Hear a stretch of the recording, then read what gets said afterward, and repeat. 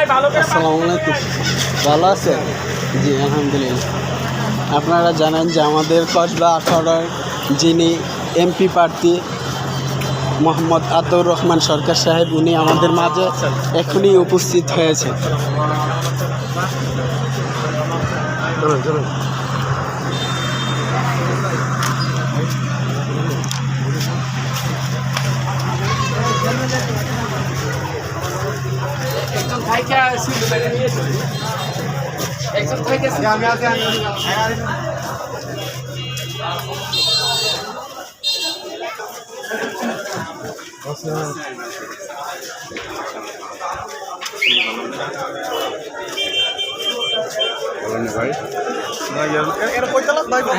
দোতলাতে programme.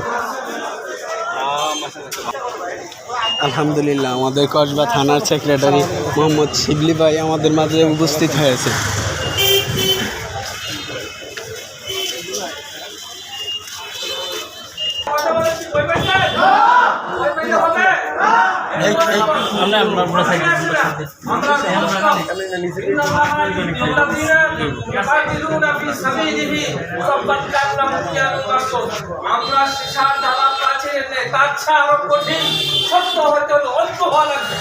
ইনশাআল্লাহ কথা বলি, মসজিদে কথা বলি, দোকানপাটে কথা বলি, সকলকে বলি যে আমি গোলাম মোল্লার দ্বারা ইসলামী আন্দোলন সফল হতে পারবে না।